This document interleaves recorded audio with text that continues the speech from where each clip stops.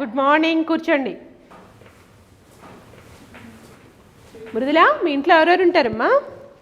మా ఇంట్లో మా అమ్మ, నాన్న, బాబాయ్, మా చెల్లాయి, నానమ్మ, తాతయ్య ఉంటారు టీచర్. నాన్నగారు ఏం చేస్తూ ఉంటారు?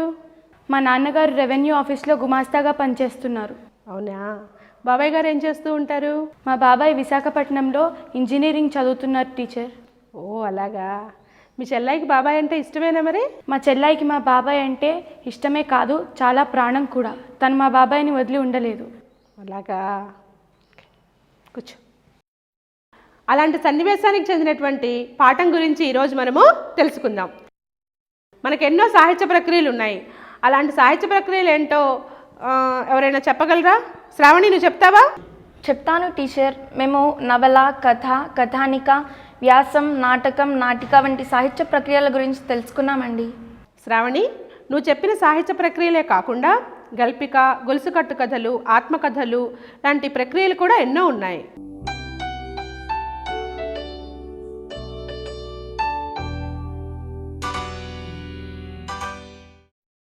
గల్పిక అంటే ఏంటి టీచర్?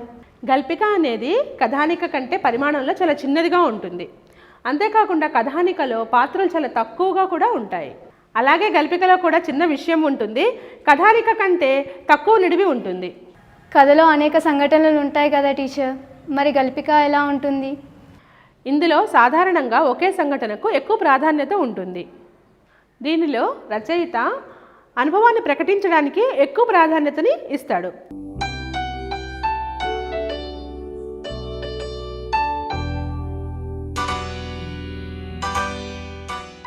అలాగే ఈ ఎంపకాలు అనే పాఠం కూడా గల్పిక అనే సాహిత్య ప్రక్రియకు చెందినదే.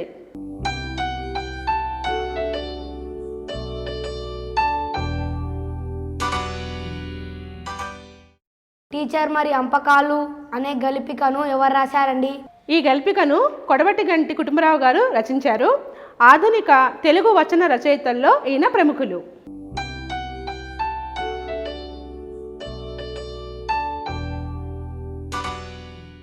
కొంతమంది ఆధునిక తెలుగు వచన రచయితల పేర్లు చెబుతారా టీచర్? ఓ తప్పకుండా, చాలామంది ఉన్నారు. విద్వాన్ విశ్వం, నండూరి రామ్మోహన్ రావు, నార్ల వెంకటేశ్వరరావు, గోపీచంద్, కొడవటి గంటి కుటుంబరావు గారు, చాగంటి సోమయాజులు లాంటి వారు ఆధునిక తెలుగు వచన రచయితలుగా చెప్పవచ్చు. వీరి రచనల కంటే కొడవటి గంటి కుటుంబరావు గారి రచనలు చాలా భిన్నంగా ఉంటాయి. ఇతని రచనల్లో స్పష్టత ఉంటుంది, సూటిదనం ఉంటుంది, పదును ఉంటుంది. అంటే ఏంటి టీచర్? అంటే అతను చెప్పే విషయం అందరికీ సులభంగా అర్థమయ్యే విధంగా ఉంటుంది. దొంగతిరుగుడుగా కాక ముక్కుసూటిగా చెప్తాడు. అతను చెప్పే విషయం మనసుకి హత్తుకునేలా ఉంటుంది. ఈయన వందల సంఖ్యలో కథలు, వ్యాసాలు, గల్పికలు రాశారు. నాటకాలు, నవలలు రాశారు. నవలలలో చదువు అనే నవల చాలా ప్రముఖమైనది. సాహిత్యం, విజ్ఞానం, కళలు, సినిమాలు, వైద్యం, తత్వశాస్త్రం వీరి రచనా వస్తువులు. రచనా వస్తువు అంటే ఏంటి టీచర్? రచయిత తాను చెప్పబోయే విషయం దేనికి సంబంధించిందో దాన్నే రచనా వస్తువు అని అంటారు.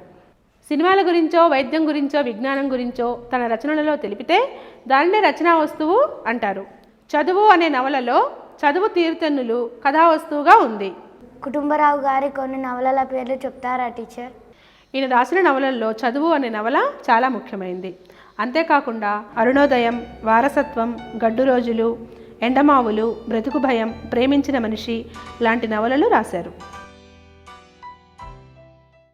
కుటుంబరావు గారు ఈ నవలల్లో ఏమి తెలియచేశారు టీచర్? కుటుంబరావు గారు వారి రచనల్లో వివిధ రకాల వ్యక్తుల జీవితాల గురించి, వారి జీవిత విధానాల గురించి, వారి జీవితంలో ఎదుర్కొన్నటువంటి కష్టసుఖాల గురించి, మంచి చెడులను గురించి వివరించారు. అయితే టీచర్, కొడవటి గంటి కుటుంబరావు గారి జీవితం గురించి ఏమైనా చెప్తారా టీచర్? కుటుంబరావు గారు గుంటూరు జిల్లాలో సంగం జాగర్లమూడిలో సాహిత్య వాతావరణం ఉన్న కుటుంబంలో 1909వ సంవత్సరం అక్టోబర్ 28వ తేదీన జన్మించారు.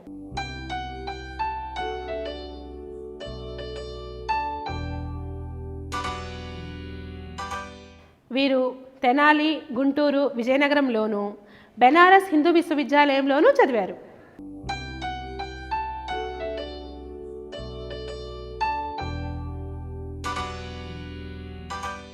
కుటుంబరావు గారి అన్నయ్య గారు వెంకట సుబ్బయ్య గారు, ఇంకా వీరి తమ్ముడు కృష్ణమూర్తి గారు ఇద్దరు కథకులే.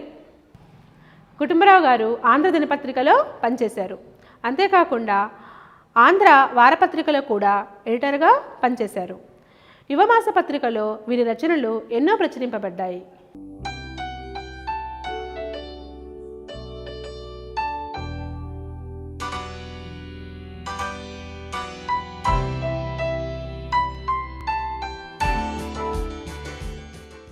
చందమామ పిల్లల పత్రికలో కూడా ఈయన సంపాదకులుగా పనిచేశారు. అంతేకాకుండా గృహలక్ష్మి అనే పత్రికలో 1931 సంవత్సరంలో ఈయన రచించినటువంటి ప్రాణాధికం అనే రచన మొట్టమొదటిసారిగా ప్రచురితమయ్యింది.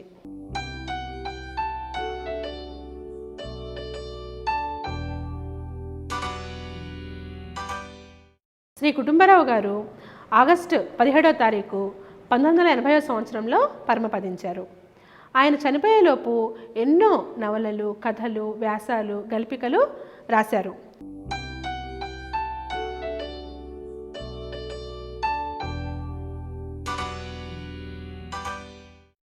గల్పిక అంటే ఏంటో తెలుసుకున్నాం కదా. అంపకాలు అనే గల్పికలోని కథావస్తువు గురించి కూడా ఈరోజు మనం తెలుసుకుందాం. ఈ కథావస్తువు గురించి మనం ఇంకా వివరంగా తెలుసుకోవాలి అంటే ఈ దృశ్యం చూద్దాం.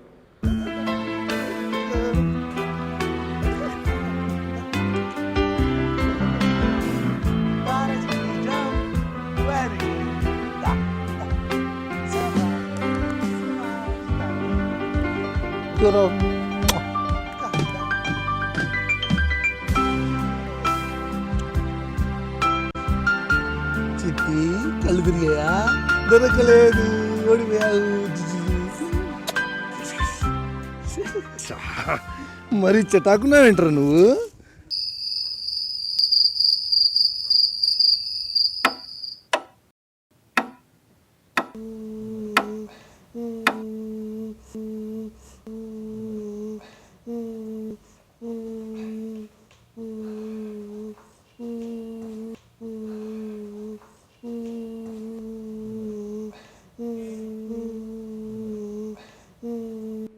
దీనికోసం వెతుక్కుంటున్నా.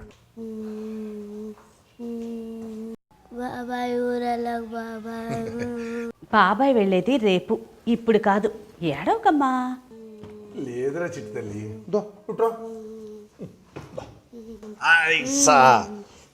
నా చిట్టి తల్లి కదా. లేదు చిట్టి, నా బంగారు తల్లి కదా. చూడు, నేను ఇప్పుడు వెళ్ళట్లేదమ్మా, రేపు పొద్దున్న వెళ్తున్నాను. అంచేత వెళ్ళి బజ్జు అమ్మా, వెళ్ళి నిద్రపో తల్లి. అది కాదు నాన్న.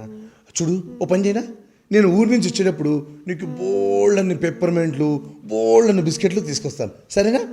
ఏడవకురా ప్లీజ్ తల్లి. నా బొజ్జు తల్లి కదా, నా చిట్టి తల్లి కదా, ప్లీజ్ ఏడవకమ్మా.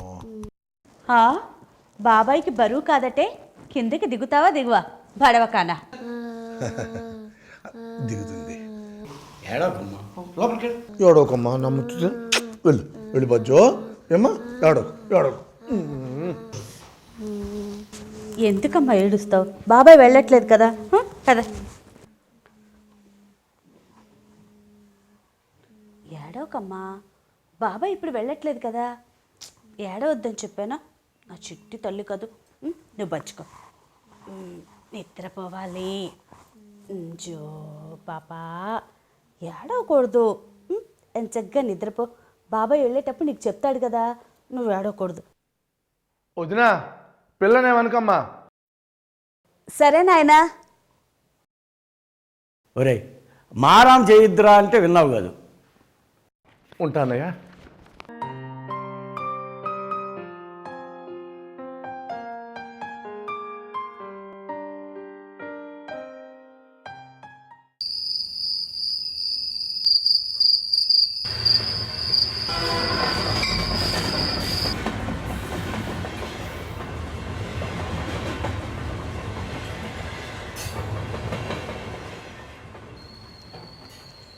నమస్కారం మూర్తి గారు. నమస్కారం. ఏమిటి మూటాముళ్ళే సర్దుకు బయలుదేరారు? ఊరికి ప్రయాణమా ఏమిటి? ఏం లేదండి, రాజమండ్రి వెళ్దామని, మెయిల్ పట్టుకుందామని. మెయిలుకే ఎక్కడ మెయిల్ అండి బాబు? ఆ దిక్కుమాలిన మెయిలు 7 గంటలు లేటట. 7 గంటలు లేటా? మెయిలు తెల్లారుదామున 4 గంటలకు 5 గంటలకు, లేకపోతే తెల్లారాక 8కో 9కో 10కో దాని ఇష్టం వచ్చిన టైంకి వస్తుందిట. అంతేనంటారా? అంతేగా మరి, అందుకేగా నెత్తిరు మొహం పట్టింది.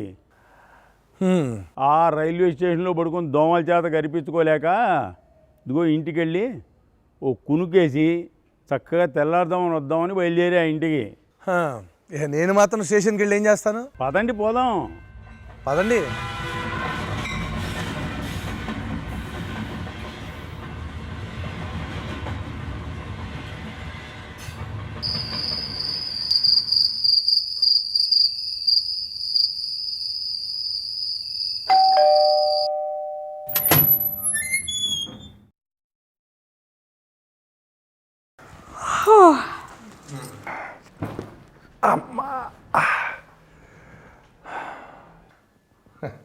చిట్టాం పిచ్చిముండ పాపం నిద్రపోయినట్టుంది.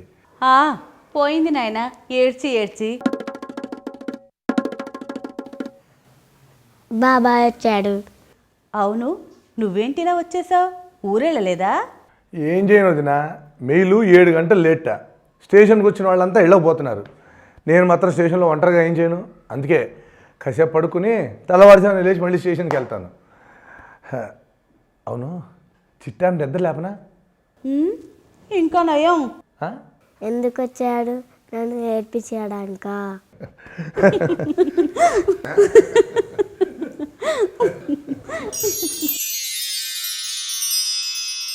పిల్లలు, మీరందరూ ఈ దృశ్యం చూశారు కదా.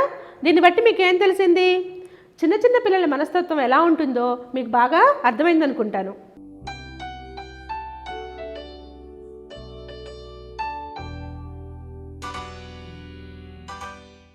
పిల్లలు, ఈ పాఠంలో కథా వస్తువు గురించి అడిగారు కదా. ఎవరు చిన్నపిల్లలపై ప్రేమ, ఆప్యాయత, అనురాగం ఎక్కువగా చూపిస్తారో వారి దగ్గరే పిల్లలు మారం చేయడం, మంకుపట్టు పట్టడం లాంటివి చేస్తూ ఉంటారు. అదే ఈ పాఠంలో కథా వస్తువు.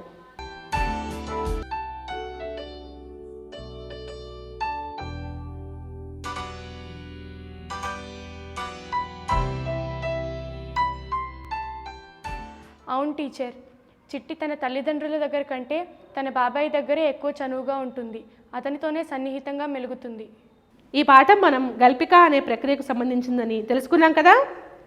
మరి గల్పిక లక్షణాల గురించి ఎవరన్నా చెప్తారా? నాని, నువ్వు చెప్తావా? గల్పిక కథానిక కంటే పరిమాణంలో చాలా చిన్నది. మృదులా, చెప్తావా? గల్పిక ఒక సంఘటనను తెలియజేస్తుంది. రోహిత్, నువ్వు చెప్తావమ్మా? గల్పికకు అనుభవంలో ఎక్కువ ప్రాధాన్యత ఉంటుంది. దీపిక, నువ్వు చెప్తావమ్మా? విమర్శ ఇందులో ప్రధానం టీచర్.